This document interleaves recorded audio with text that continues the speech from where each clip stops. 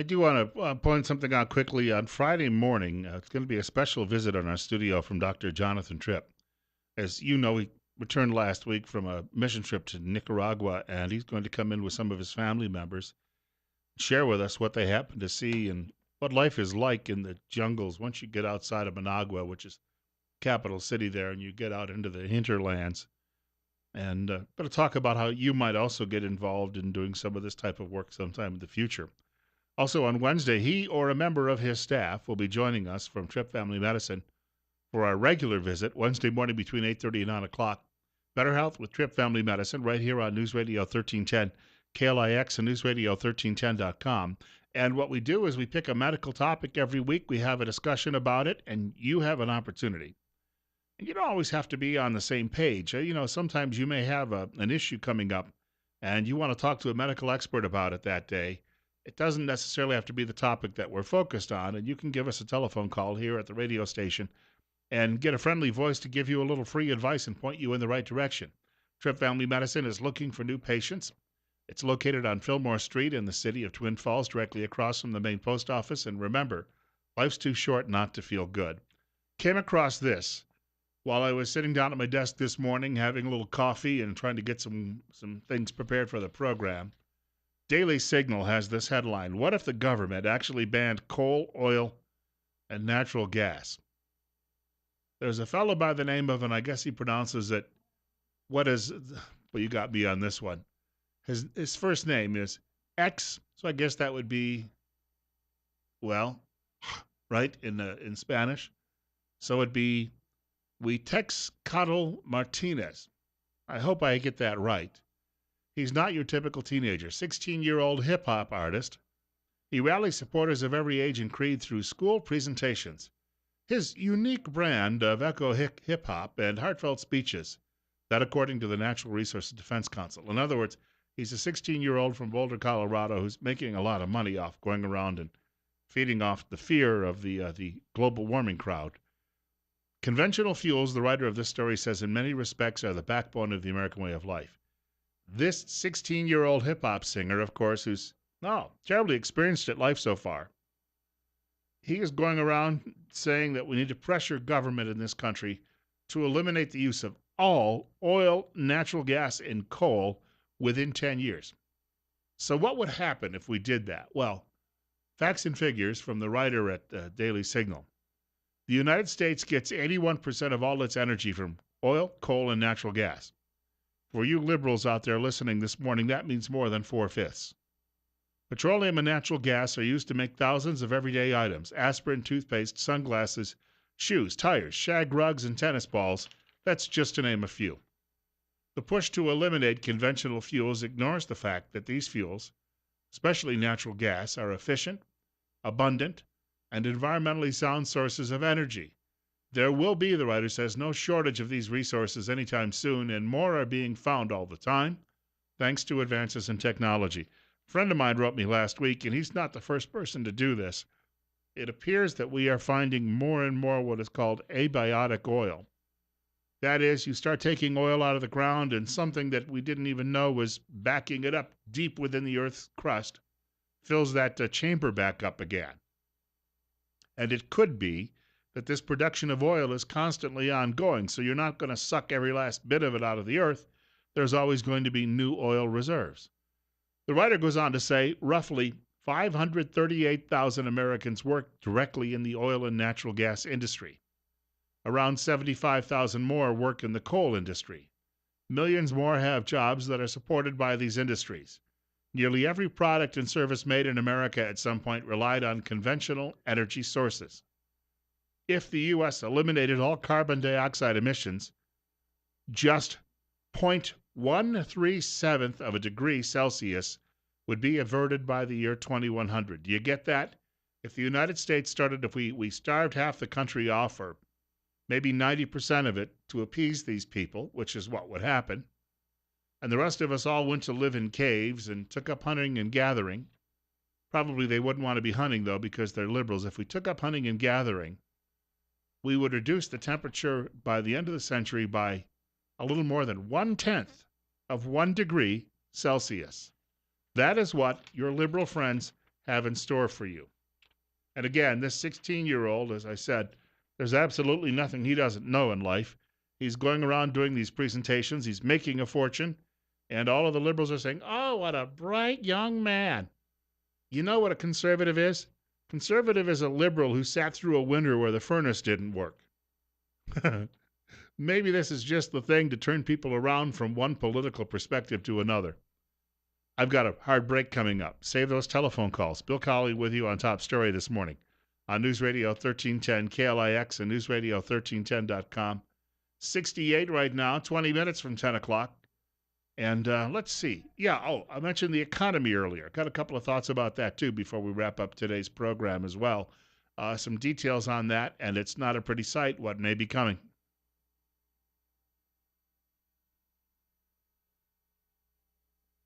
We were telling you last week on this program that restaurant business has dropped way off the deep end in this country over the last few months, and that is usually a leading economic indicator. That means that it's a sign of things to come, potentially, that could not be very welcoming in our country or very good for our country. This is from the Wall Street Journal today. 7 years later, recovery remains the weakest of the post-World War II era. Eric Morath writing, he says that the average annual growth, the pace of the expansion, has been by far the weakest of any since 1949. I mean, I'm an old geezer, and that was 13 years before I was born.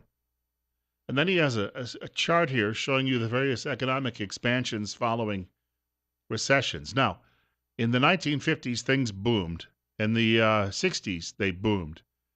And then after that, after recessions, things weren't quite, how shall we put it? They weren't quite as spectacular. The recoveries became a little bit more sluggish over the last, 40 years, except for, get this, the 1980s, when they briefly popped back up. And then they sagged after that into the 1990s and through our current era. And that likely also has a lot to do with all the trade agreements. As we mentioned earlier, free trade is a good thing if it's fair trade, but it's not. And we've seen that what Ross Perot called that giant sucking sound, and now that sucking sound has become, just a cacophony of it's just barely able to hear any longer because your hearing is so badly destroyed by it. You're up next. You're on the air with Bill Colley at 9:45 on KLIX. Yes, Bill, I'm going to go back to the solar and wind, and less than 1% of our energy in America is produced by solar and wind. And I know I'm repeating myself, but there's 15 to 20,000 pinwheels, turbines that are broke down, and nobody has any intentions of fixing them. They're broke down, and they ain't worth fixing. And see, they're sitting there, and I don't know if they're just going to rust and fall over one day or what. But you see, they never paid for themselves. We subsidized it. And it's just another one of these fallacies that we continue to live with. And you wonder how long it's going to go on. And everything, like you just said, that they could do to supposedly stop climate change or global warming wouldn't amount to a hell of you-know-what. And so, you see, when do we get down to the logic and reality of where we really are, and then will people realize it, and will they do something about it, or are we surrounded by, again, so many useful idiots that we are just headed straight down the crapper? Thanks, Bill. Hey, before you go, do you know the name Bjorn Lomborg? I wanted to see if he'd respond to that. Bjorn Lomborg is a Dane. That is, he's from Denmark. Well, that would be the country of Steve Millington's ancestry, at least on one side of his family. But Bjorn Lomborg has been looking into this for many, many years, and he says, yes, there is climate change going on. Yes, call it global warming if you like. All of these things have happened in the course of the last 100 years. And are we seeing some rising sea levels in some spots? Yes. Are we seeing different economies and people threatened by that? Yes. Are we going to have droughts in places that we didn't have them before? Yes. He goes down the checklist of all of these scaremongers and pretty much checks all of the same boxes. However, then he adds this. There are much cheaper fixes than what anybody else is proposing right now.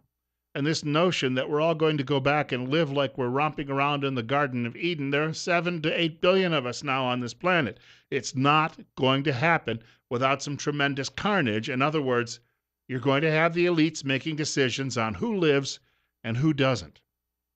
And that, my friends, is the moral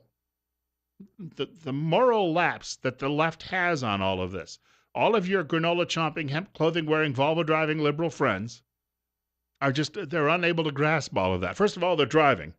I remember I had some lefty caller radio show I was hosting years ago and started giving me some grief about all of this and oh, we've got to do something. Well, again, this Lomborg has solutions that are actually far cheaper than anything these people are talking about, and you don't have to go around killing off, a half to 3/4 of the population around the world in order to do it.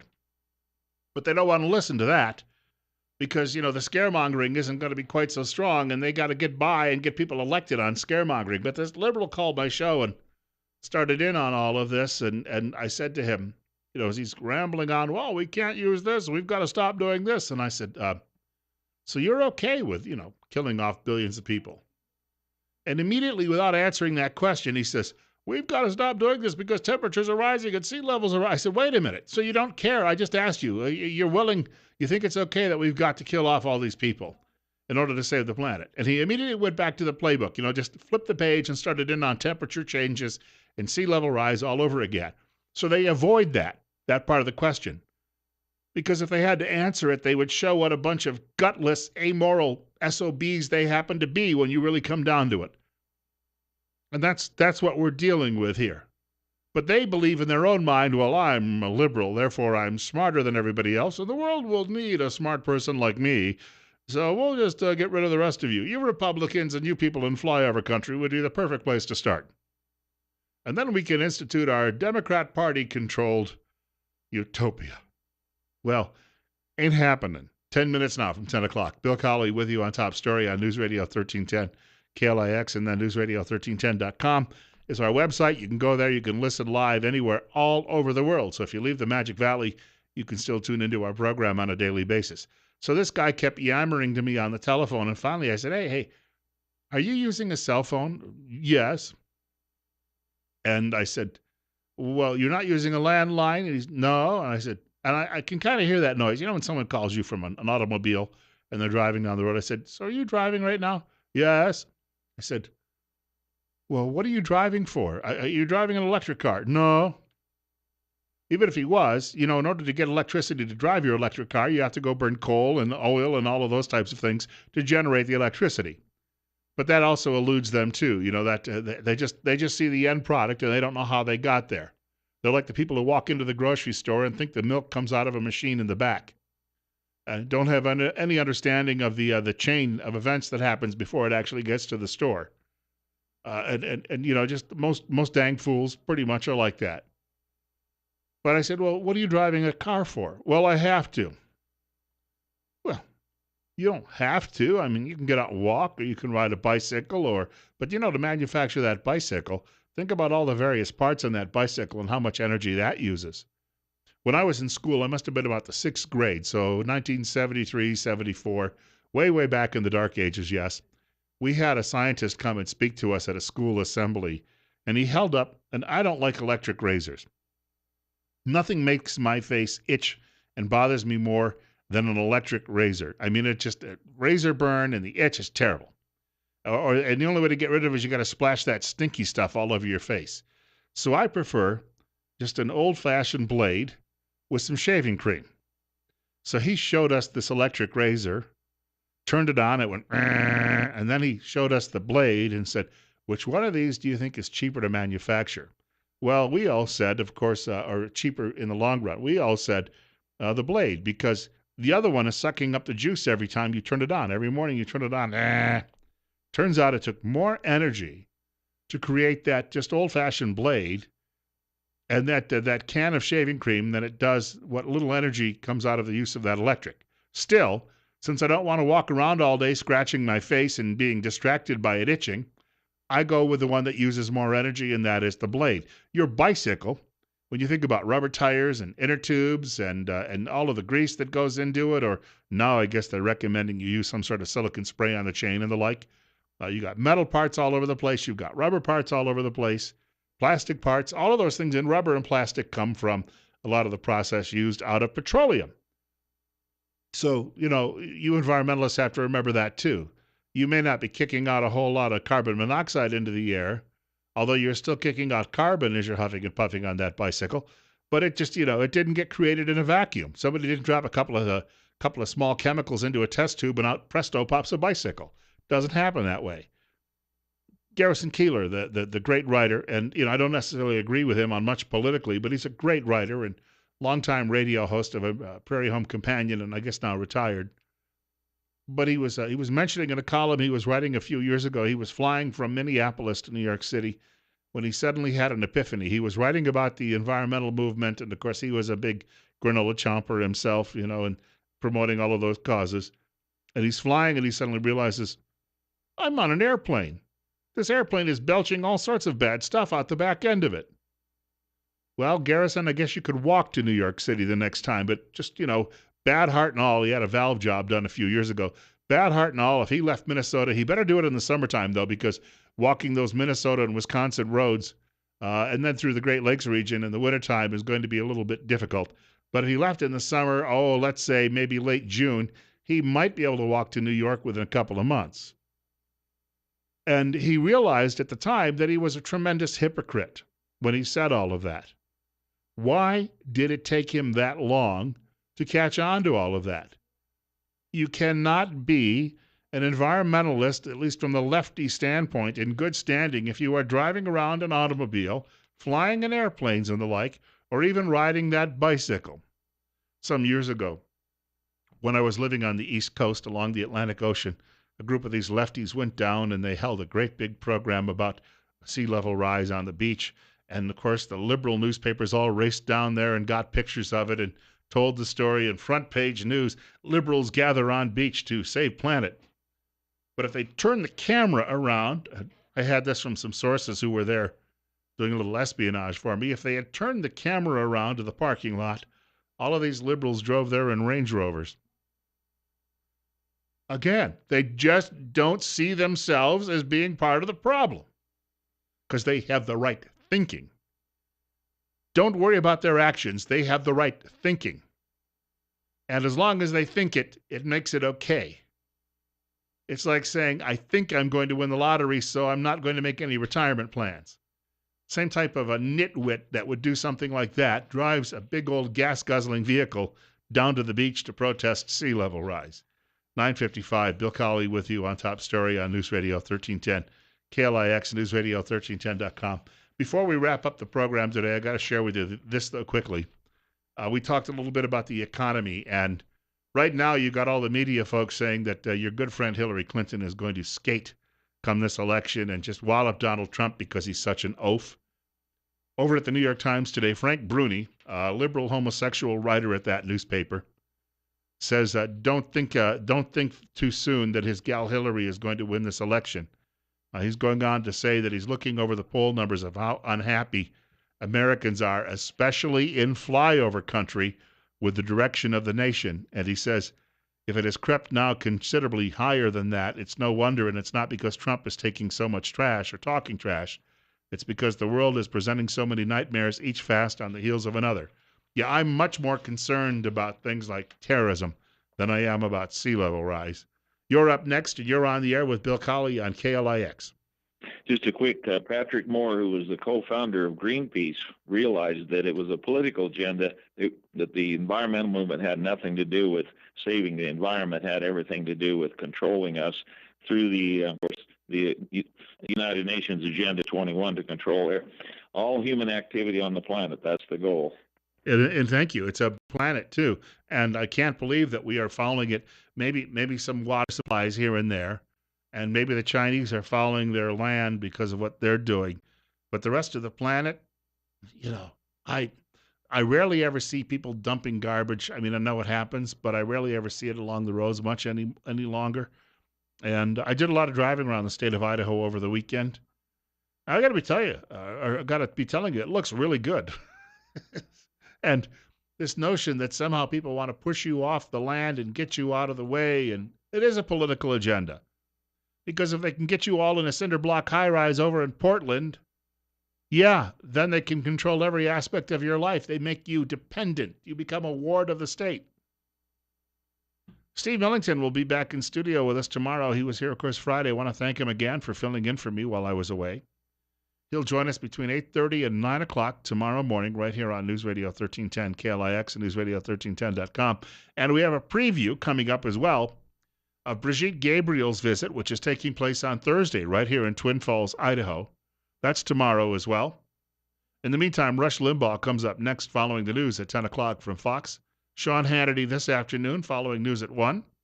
Glenn Beck following 4 o'clock news, and Dave Ramsey tonight. Bill Colley saying, God willing and the creek don't rise. They'll allow me to come back and do this all over again tomorrow morning between 8 and 10 o'clock.